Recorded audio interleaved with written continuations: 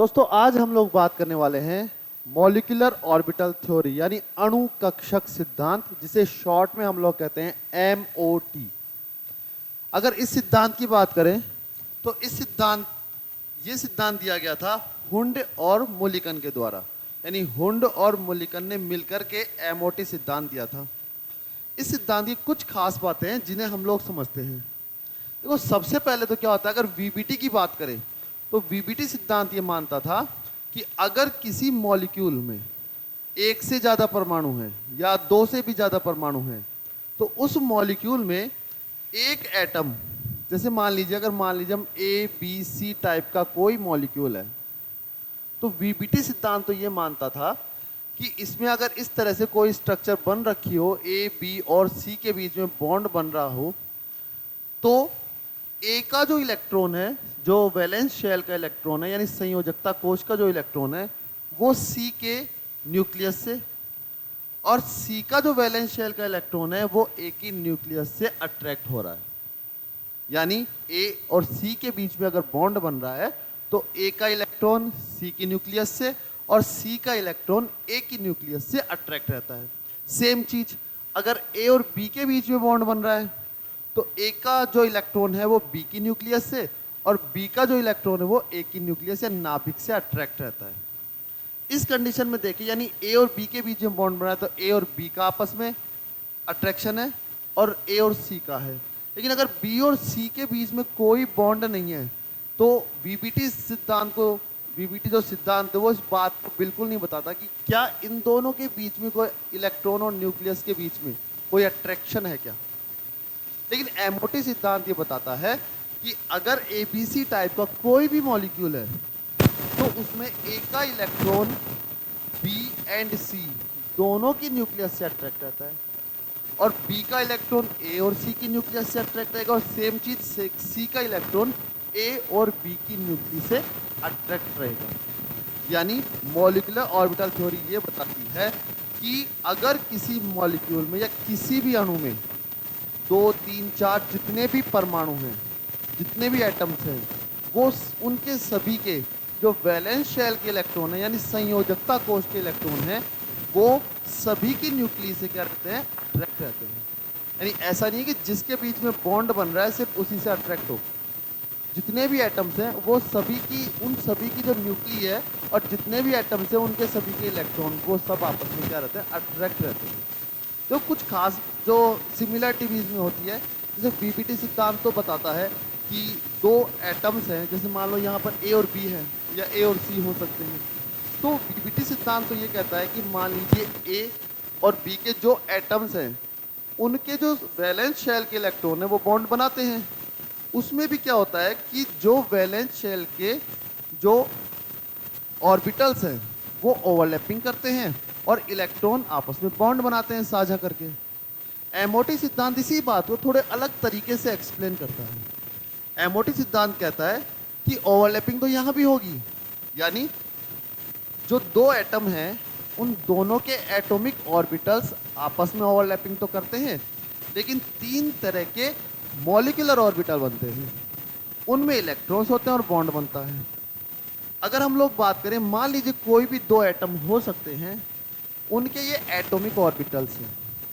Atomic orbitals overlapping करेंगे और 3 तरह के ऑर्बिटल्स यानी मॉलिक्यूलर ऑर्बिटल्स बनाते हैं, अणु कक्षक बनाते हैं, जिनमें क्या, एक तो होता है बॉन्डिंग मॉलिक्यूलर ऑर्बिटल, एक होते हैं नॉन बॉन्डिंग मॉलिक्यूलर ऑर्बिटल और एक होते हैं एएमओ यानी एंटी बॉन्डिंग मॉलिक्यूलर ऑर्बिटल। यानी 3 तरह के हो गए, बॉन्डिंग, नॉन बॉन्डिंग और एंटी बॉन्डिंग। इस तरह से 3 तरह के मॉलिक्यूलर ऑर्बिटल्स बनते हैं। चलिए ठीक है, यहां तक भी ठीक है। ये जो हम लोग डायग्राम बना रहे हैं ये इन एटॉमिक ऑर्बिटल्स का एनर्जी लेवल डायग्राम होता है।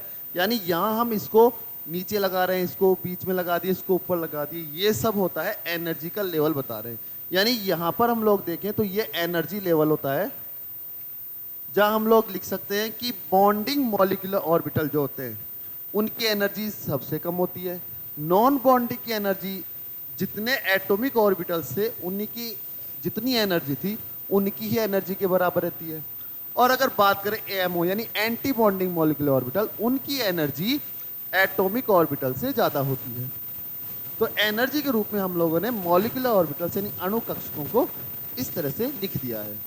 तो यहाँ पर हम लोग देखें तो ये एमओटी सिद्धांत कहता है कि जब भी कोई दो एटम्स हैं और वो मिलकर के मॉलिक्यूल बनाते हैं तो उनके दोनों के जो एटॉमिक ऑर्बिटल्स होते हैं वो ओवरलैपिंग करते हैं और मॉलिक्यूलर ऑर्बिटल्स बनाते हैं। अब मॉलिक्यूलर ऑर्बिटल्स की बात करें तो तीन तरह के होते हैं। पहला हो गया बॉन्डिंग मॉलिक्यूलर ऑर्बिटल्स यानी BMO इन शॉर्ट हम लोग इनको कहते हैं। तो BMO में खास बात ये होती है कि BMO में जो इलेक्ट्रॉन्स आते हैं वो बॉन्डिंग में भाग लेते हैं, यानी BMO की एनर्जी जो होती है वो एटॉमिक ऑर्बिटल्स जो ओवरलैपिंग करते हैं उनकी एनर्जी से कम होगी, एक बात। दूसरी बात, इसमें जो इलेक्ट्रॉन्स आते हैं वो बॉन्डिंग में भाग लेते हैं यानी बॉन्ड्स बनाते हैं इस तरह से। और BMO में जितने ज़्यादा इलेक्ट्रॉन्स होंगे उतनी ही एनर्जी बाहर निकलेगी, यानी सिस्टम की एनर्जी क्या रहेगी, थोड़ी कम रहेगी। उस कंडीशन में बॉन्ड स्ट्रांग बनेगा और यानी जितनी एनर्जी बाहर निकलेगी, मान लीजिए किसी बॉन्ड के बनने में बहुत ज़्यादा एनर्जी बाहर निकल रही है, ऑब्वियस सी बात है उसको जब हम लोग तोड़ेंगे तो उतनी ही एनर्जी हमें वापस देनी पड़ेगी। और जितनी ज़्यादा एनर्जी देनी पड़ रही है हमें, इसका मतलब साफ है कि बॉन्ड क्या है, स्ट्रांग है। तो जितनी एनर्जी बाहर निकलेगी बॉन्डिंग मॉलिक्यूलर ऑर्बिटल्स में से इलेक्ट्रॉन आने पर, तो उतना ही मॉलिक्यूल क्या रहेगा, स्टेबल रहेगा। इसके जस्ट बाद हम लोग देखें तो आते हैं NMO यानी नॉन बॉन्डिंग मॉलिक्यूलर ऑर्बिटल्स। अगर इनकी बात करें तो नॉन बॉन्डिंग को हम लोग कहते हैं अबंधी अणु कक्षक, यानी इसमें जो इलेक्ट्रॉन्स पाए जाते हैं वो बॉन्डिंग में भाग नहीं लेते हैं। अब ये कैसे हो सकता है कि इलेक्ट्रॉन्स भी और बॉन्ड भी नहीं बना रहे? तो इसमें क्या होता है कि जैसे ही जिस भी किसी एटम में लॉन पेयर ऑफ इलेक्ट्रॉन्स होते हैं, यानी लॉन पेयर ऑफ इलेक्ट्रॉन्स जो होते हैं वो नॉर्मली क्या होता है, बॉन्डिंग में भाग लेते नहीं है, यानी इलेक्ट्रॉन का साझा नहीं कर रहे हैं। रेयर केस में वो लॉन पेयर देंगे और बॉन्ड बनाएंगे। तो जितने भी लॉन पेयर ऑफ इलेक्ट्रॉन्स होते हैं किसी भी एटम के ऊपर, वो सब आते हैं नॉन बॉन्डिंग मॉलिक्यूलर ऑर्बिटल्स में। अब नॉन बॉन्डिंग होते हैं, इनकी जो एनर्जी होती है ओवरलैपिंग करने वाले एटॉमिक ऑर्बिटल्स की एनर्जी के इक्वल ही होती है। उसके बाद आते हैं AMOs यानी एंटी बॉन्डिंग मॉलिक्यूलर ऑर्बिटल्स। अगर इनकी एनर्जी देखें हम लोग तो इनकी एनर्जी होती है एटॉमिक ऑर्बिटल्स जो ओवरलैपिंग करते हैं उनकी एनर्जी से ज़्यादा। इसमें जितने भी ज़्यादा इलेक्ट्रॉन्स आएंगे अनस्टेबिलिटी बढ़ती है, क्योंकि देखो सीधी सी बात है, इलेक्ट्रॉन BMO में आते हैं, एनर्जी बाहर निकल रही, क्यों? क्योंकि एनर्जी लेवल कम है इनका। एंटी बॉन्डिंग में अगर इलेक्ट्रॉन हम लोग लेकर जाएंगे तो एनर्जी लगानी पड़ेगी, भाई हायर एनर्जी के ऑर्बिटल है ना, तो हायर एनर्जी के ऑर्बिटल्स में अगर इलेक्ट्रॉन लेकर जाएंगे तो हमें एनर्जी और लगानी पड़ेगी, और उससे सिस्टम की एनर्जी क्या हो जाएगी, ज़्यादा हो जाएगी, और सिस्टम थोड़ा अनस्टेबल हो जाएगा। भाई सीधी बात अगर हम लोग ये देखें, मान लीजिए एक पेन है, इस पेन के कुछ मॉलिक्यूल, कुछ एटम्स मिलाकर ये मॉलिक्यूल के रूप में पेन बना देते हैं। अगर हम लोग इसको तोड़ेंगे तो हमने एनर्जी दी है सिस्टम को, जैसे हमने एनर्जी दी है सिस्टम को, सिस्टम की एनर्जी बढ़ेगी, यानी इसमें स्टेबिलिटी बढ़ेगी, यानी टूट सकता है ये। सेम चीज़ यहाँ पर क्या होगा, जैसे ही एनर्जी बढ़ेगी सिस्टम अनस्टेबल होगा, मॉलिक्यूल टूट सकता है। उस कंडीशन में इसका मतलब ये हुआ कि जितने ज़्यादा AMO में इलेक्ट्रॉन होंगे सिस्टम उतना ही अनस्टेबल होगा। यानी स्टेबिलिटी को हम लोग लिख सकते हैं कि अगर स्टेबिलिटी की बात करें हम लोग तो ये प्रोपोर्शनल होती है 1/AMO और प्रोपोर्शनल टू होती है BMO। यानी BMO में इलेक्ट्रॉन्स जितने होंगे, BMO में जितने इलेक्ट्रॉन्स होंगे स्टेबिलिटी ज़्यादा होगी, और AMO में जितने ज़्यादा इलेक्ट्रॉन्स होंगे स्टेबिलिटी उतनी ही कम हो जाएगी। इस तरह से हम लोग देखें तो यहाँ पर BMO, NMO एंड AMO तीन तरह के मॉलिक्यूलर ऑर्बिटल्स होते हैं। अब यहाँ पर हम लोग देखें, देखो ये तो होती है बॉन्ड बनने की कंडीशन, यानी बॉन्ड बनेगा, और ये होती है बॉन्ड नहीं बनने की कंडीशन, यानी इतनी ज़्यादा एनर्जी सिस्टम को देंगे तब जाके बॉन्ड बनेगा। तो बहुत ज़्यादा एनर्जी सिस्टम भी अनस्टेबल हो रहा है। तो अगर बॉन्ड बनने की कंडीशन होती है, इसको हम लोग तरंग फलन में लिखे तो ये होती है साई इक्वल्स टू, मान लीजिए दो एटम है तो साई ए प्लस साई बी, इस तरह से हम लोग इसको लिख सकते हैं। यानी साई ए और साई बी दोनों के जो एटॉमिक ऑर्बिटल्स है वो ओवरलैपिंग कर रहे हैं और बॉन्ड बनाएंगे। इनके बीच में कोई नोडीय प्लेन नहीं होता है। अगर यहाँ हम लोग देखें एएमओ में तो यहाँ बॉन्ड बनने की कंडीशन बहुत कम होती है और इसको हम लोग दिखाते हैं साई ए माइनस साई बी। इसको हम लोग साई स्टार से, जो भी हायर एनर्जी के ऑर्बिटल है हम उनको स्टार लगाकर दिखाएंगे। तो यहाँ पर बॉन्ड बनने की कंडीशन है, यानी दोनों के जो तरंग फलन है, तरंग फलन ऐसी चीज होती है जो मॉलिक्यूल जो या एटम से या मॉलिक्यूल्स का है, तो उससे रिलेटेड सारी चीजें हम लोगों ने उसमें इंक्लूड कर रखी हैं। तो बॉन्ड बनने की कंडीशन होती है साई ए प्लस साई बी, और बॉन्ड नहीं बनने की कंडीशन हो गई साई ए माइनस साई बी, यानी दो एटम्स के बीच के जो एटॉमिक ऑर्बिटल्स हैं वो ओवरलैपिंग नहीं करते हैं, उनके बीच में गैप होता है, यानी नोडीय तल होता है। तो इस तरह से बीएमओ, एनएमओ एंड एएमओ को हम लोग एक्सप्लेन करते हैं। एनर्जी की बात करें तो सबसे कम एनर्जी बीएमओ की, एनएमओ की इक्वल एनर्जी होती है एटॉमिक ऑर्बिटल्स के, और एएमओ की बात करें तो एनर्जी हाई हो जाती है। अब देखो ये सिद्धांत किस तरह से काम में आता है, क्या क्या चीजें हम लोग इस सिद्धांत से पता कर सकते हैं। स्टेबिलिटी की तो बात हमने कर ही ली कि मॉलिक्यूल की स्टेबिलिटी हम लोग चेक कर सकते हैं कि मॉलिक्यूल स्टेबल होगा कि नहीं होगा। बीएमओ में इलेक्ट्रॉन ज़्यादा है तो मॉलिक्यूलर ज़्यादा स्टेबल है, अगर एएमओ में इलेक्ट्रॉन ज़्यादा है तो मॉलिक्यूल कम स्टेबल है। अगर हम लोग देखें तो जैसे N2O2 और F2, देखो N2 की अगर बात करें नाइट्रोजन मॉलिक्यूल, तो इसमें होते हैं टोटल 14 इलेक्ट्रॉन्स। 14 इलेक्ट्रॉन्स का मतलब होता है इसमें सबसे कम है एएमओ में इलेक्ट्रॉन्स। अगर ऑक्सीजन की बात करें तो O2 मॉलिक्यूल और F2 मॉलिक्यूल। अगर तीनों की स्टेबिलिटी की बात करें, अगर तीनों के कंपैरिजन किया जाए कि सबसे ज़्यादा स्टेबल मॉलिक्यूल कौन सा होगा, तो यहाँ पर होगा N2 more stable then O2 and O2 is more stable then F2। क्योंकि एंटी बॉन्डिंग में जैसे जैसे एटॉमिक नंबर बढ़ेगा इलेक्ट्रॉन्स बढ़ेंगे, एंटी बॉन्डिंग में इलेक्ट्रॉन्स ज़्यादा जाने लग जाते हैं, तो स्टेबिलिटी थोड़ी कम होने लग जाती है। इन सभी के जो मॉलिक्यूलर ऑर्बिटल डायग्राम या एनर्जी लेवल डायग्राम है वो हम लोग बनाएंगे। अभी एक एक चीज़ को समझते हैं किस तरह से ये चीज़ें होती हैं। अगर आप लोग लगातार अच्छे से अच्छे वीडियो, अच्छे आसान भाषा में केमिस्ट्री को समझना चाहते हैं तो हमारे चैनल को लाइक, शेयर एंड सब्सक्राइब करते रहिए। इसी के साथ हम लोग आगे देखते हैं अब क्या क्या एमओटी में और ख़ास बातें होती हैं। चलिए आगे चलते हैं तो हम लोग देखते हैं कि ये दो तरह के डायग्राम हमने बना रखे हैं।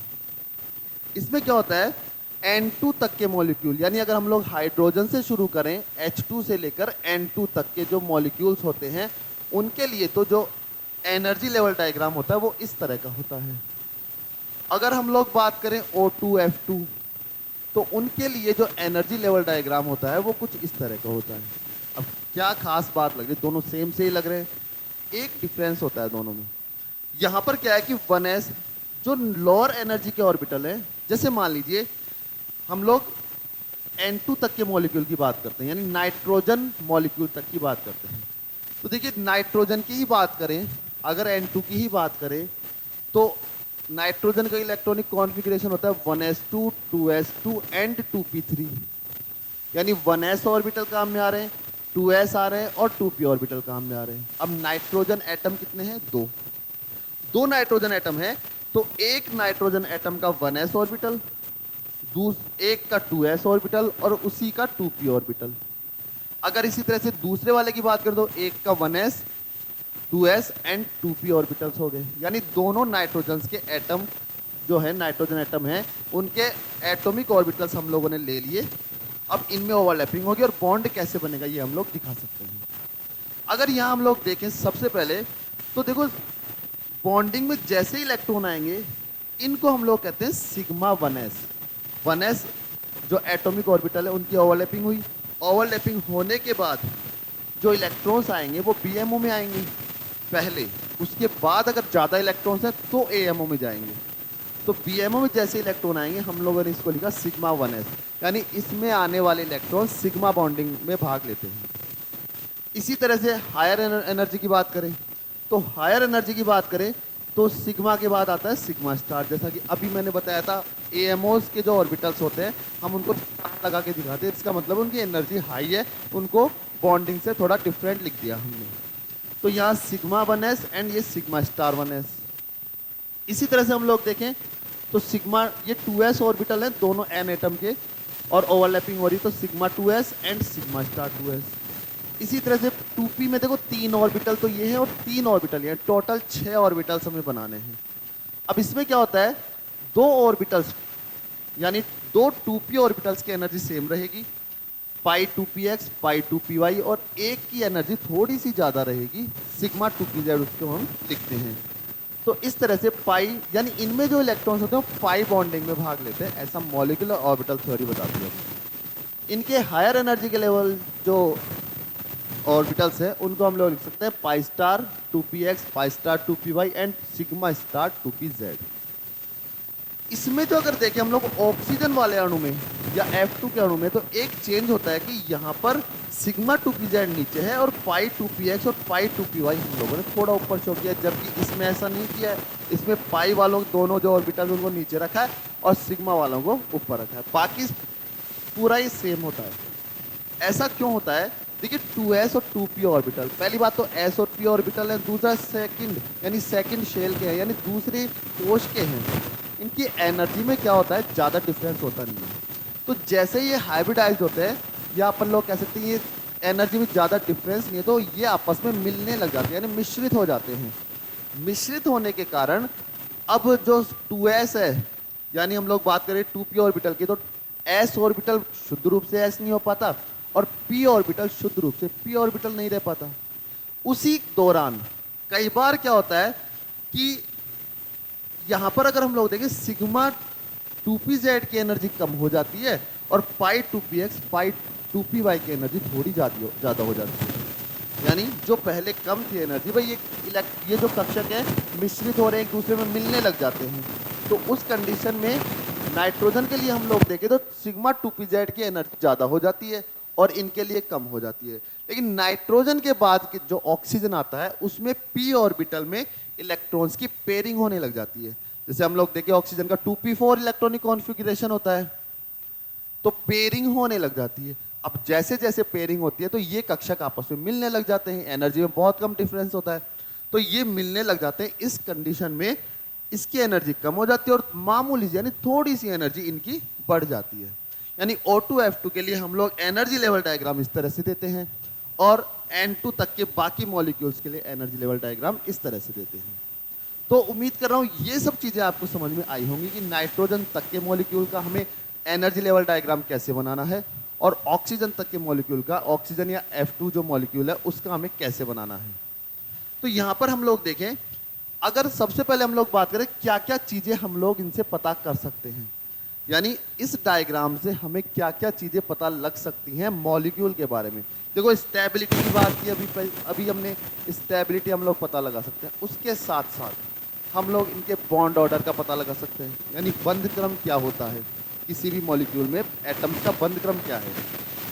मैग्नेटिक प्रॉपर्टी की भी हम लोग पता लगा सकते हैं, मैग्नेटिक प्रॉपर्टीज कैसी होंगी किसी मॉलिक्यूल के लिए। और अगर इलेक्ट्रॉनिक विन्यास लिखने का क्रम देखें तो देखो यहाँ तक के जो ऑर्बिटल्स हैं उनका इलेक्ट्रॉनिक जो कॉन्फ़िगरेशन या इलेक्ट्रॉनिक विन्यास है वो हम लोग लिख सकते हैं। सबसे पहले इलेक्ट्रॉन किस में जाएंगे, सिग्मा 1s में, यानी सिग्मा 1s ऑर्बिटल पहले लिखा जाएगा। उसके बाद इलेक्ट्रॉन जाएंगे सिग्मा स्टार 1s में, उसके बाद सिग्मा स्टार 1s लिखा जाएगा। फिर इलेक्ट्रॉन जाएंगे सिग्मा 2s में, तो उसके बाद लिखा जाएगा सिग्मा 2s। जितने इलेक्ट्रॉन होंगे वो हम लोग ब्रैकेट के बाहर शो कर देंगे। इसी तरह से फिर सिग्मा स्टार 2s, फिर सिग्मा स्टार 2s आ जाएगा। फिर पाई 2px पाई 2py है, तो इसे हम लोग लिख सकते हैं पाई 2px। अब दोनों की एनर्जी सेम है तो इस तरह से भी लिख सकते हैं पाई 2py। दोनों में कितने इलेक्ट्रॉन आएंगे ये हम लोग यहाँ शो कर सकते हैं। उसके बाद सिग्मा 2pz तो सिग्मा 2pz, और ऊपर के जो ऑर्बिटल्स हैं उनको भी ऐसे ही शो कर सकते हैं।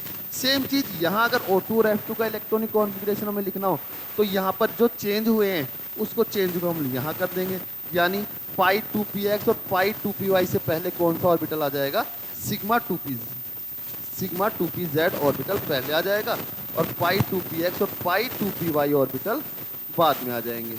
इनमें जो भी इलेक्ट्रॉन्स होंगे वो हम लोग यहाँ शो कर देंगे। इस तरह से हम लोग इलेक्ट्रॉनिक कॉन्फ़िगरेशन लिख सकते हैं किसी भी मॉलिक्यूल का एमओटी के अकॉर्डिंग। अगर हम लोग देखें बॉन्ड ऑर्डर की, तो बॉन्ड ऑर्डर के लिए एक फॉर्मूला चलता है। अगर बॉन्ड ऑर्डर की हम लोग बात करते हैं तो फॉर्मूला ये चलता है कि number of bonding electrons minus number of anti bonding. अगर नंबर ऑफ बॉन्डिंग इलेक्ट्रॉन्स को मैंने एन बी लिख दिया और नॉन बॉन्डिंग में जितने भी इलेक्ट्रॉन्स हो उनको मैंने एन ए लिख दिया, तो number of electrons in B MOs minus number of electrons in A MOs by 2, जितना भी आता है वो उस मॉलिक्यूल के लिए बॉन्ड ऑर्डर रहता है। देखिए अभी चीज़ें मैं बता रहा हूँ आपको, एग्जाम्पल के साथ हम लोग इनको समझेंगे किस तरह से हम लोग इनको एक्सप्लेन कर सकते हैं किसी भी मॉलिक्यूल को। तो अभी तो चीज़ें मैं आपको इस तरह से समझा रहा हूँ कि ये फॉर्मूला हम लोग काम में लेंगे और इस तरह से हम लोग वर्क करेंगे। तो बॉन्ड ऑर्डर हम लोग पता कर सकते हैं। तीसरी चीज़ हम लोग पता कर सकते हैं मैग्नेटिक प्रॉपर्टी।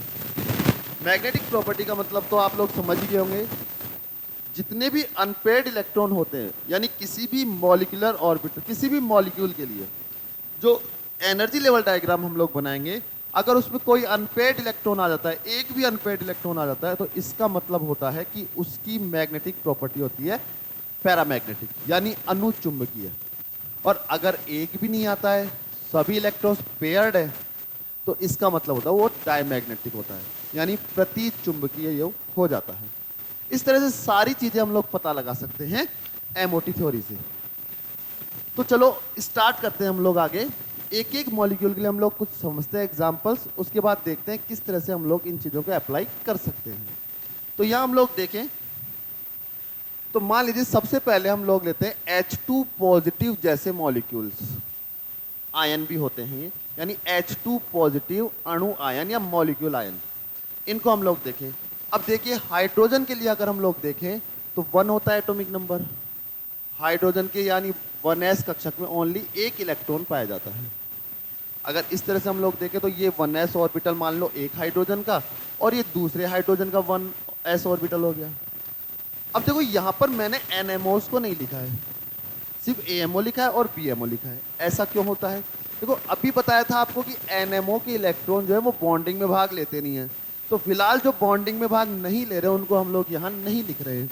जो बॉन्डिंग में करते हैं जो इलेक्ट्रॉन्स, हम लोग उन्हीं को लिख रहे हैं। तो यहाँ इस तरीके से दोनों हाइड्रोजन यानी 2 H एटम जुड़ रहे हैं और 1s1 होता है इसका इलेक्ट्रॉनिक कॉन्फ़िगरेशन। लेकिन यहाँ पर मैंने पॉजिटिव लगा दिया, यानी दोनों में से एक H एटम के पास इलेक्ट्रॉन नहीं है, यानी इलेक्ट्रॉन निकल चुका है।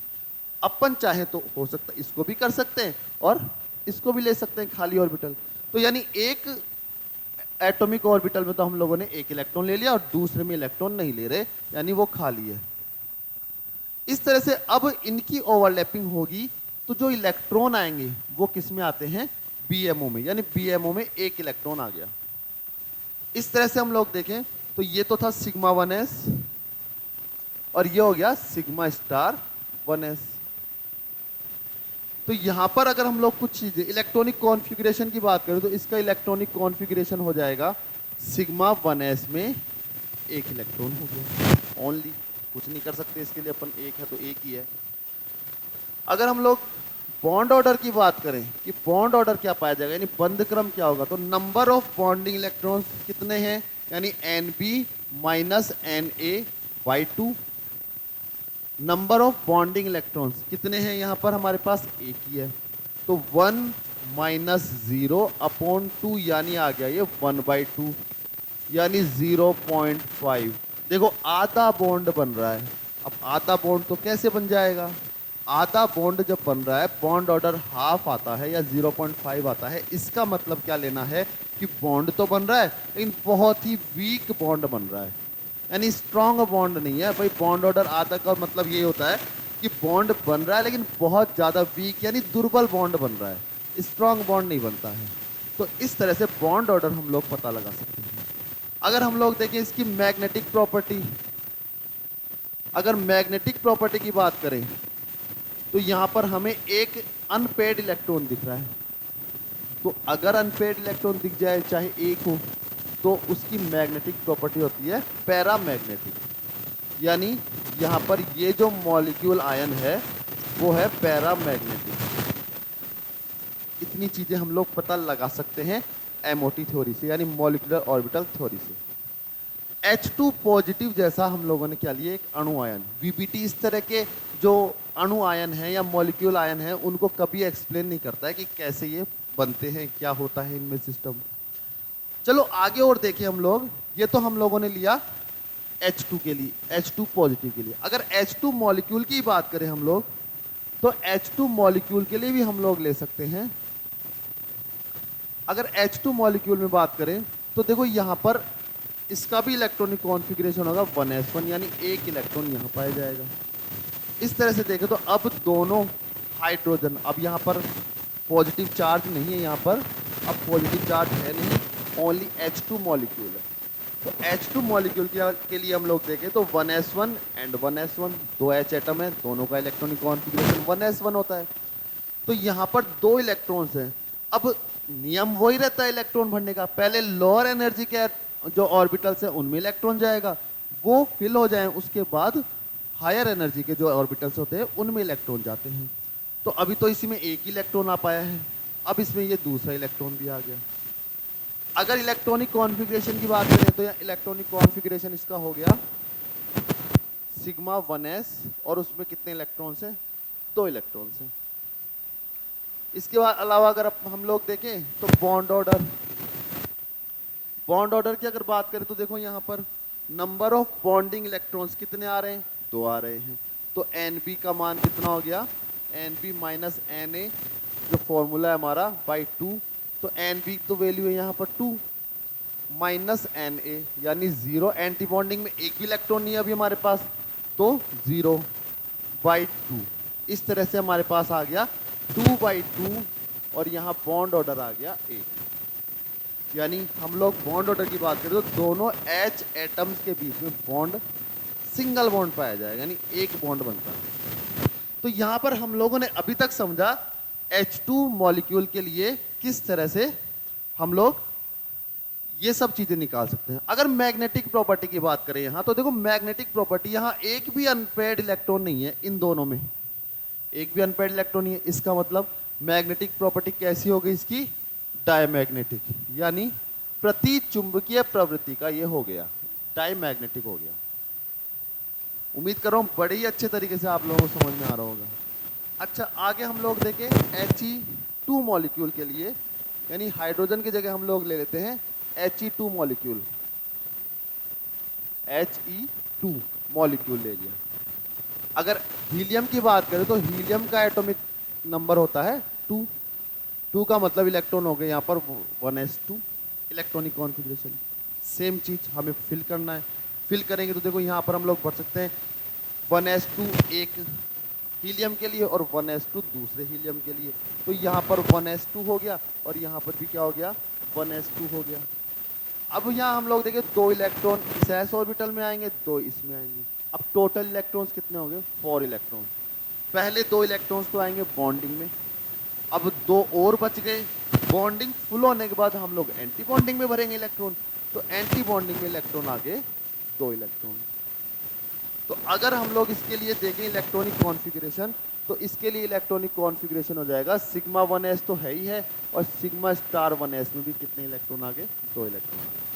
अगर बॉन्ड ऑर्डर की बात करें हम लोग, तो बॉन्ड ऑर्डर देखते हैं यहाँ पर same formula, Nb minus Na, यानी bonding electrons minus anti bonding electrons by 2। यहाँ पर बॉन्डिंग इलेक्ट्रॉन्स कितने हैं, 2 माइनस एंटी बॉन्डिंग इलेक्ट्रॉन्स कितने आ रहे हैं, 2 बाई 2, यानी 0 बाई 2। इसका मतलब 0, यानी बॉन्ड ऑर्डर ही 0 आ गया। इसका मतलब क्लियर है, बॉन्ड ऑर्डर 0 आ गया, इसका मतलब बॉन्ड ही नहीं बन रहा। कहने का मतलब He2 जैसा molecule doesn't occurred in nature, यानी He2 जैसा मॉलिक्यूल प्रकृति में नहीं पाया जाता है। He है, He के रूप में पाया जाएगा, यानी helium gas, helium He atom के रूप में पाई जाएगी, ना कि मॉलिक्यूल के रूप में पाई जाएगी। ये हमें पता लग रही है MOT से, क्योंकि He2 का बॉन्ड ऑर्डर 0 है, बॉन्ड बनता ही नहीं है दोनों He परमाणुओं के बीच में, तो बॉन्ड ऑर्डर आ गया 0, यानी ये मॉलिक्यूल नहीं पाया जाता है। अगर मॉलिक्यूल तो जब है ही नहीं तो फिर क्या मैग्नेटिक प्रॉपर्टी और फिर क्या, लेकिन फिर भी अगर देखना चाहें तो ये सभी इलेक्ट्रॉन्स पेयर्ड हैं, तो ये हो गया डायमैग्नेटिक। इस तरह से आज हम लोगों ने बात की हाइड्रोजन हीलियम एटम के लिए या हाइड्रोजन और हीलियम मॉलिक्यूल्स के लिए। अगले वीडियो में हम लोग बात करेंगे सभी जो मॉलिक्यूल्स हैं, जैसे लिथियम है, beryllium, boron, carbon, nitrogen, oxygen, fluorine, सभी के लिए हम लोग नेक्स्ट वीडियो में समझेंगे किस तरह से मॉलिक्यूलर ऑर्बिटल थ्योरी इनके लिए काम करती है और क्या क्या चीज़ों को एक्सप्लेन करती है, कैसे कैसे स्टेबिलिटी को शो करती है। ये सब चीज़ बाकी के मॉलिक्यूल्स के लिए समझेंगे नेक्स्ट वीडियो में। धन्यवाद।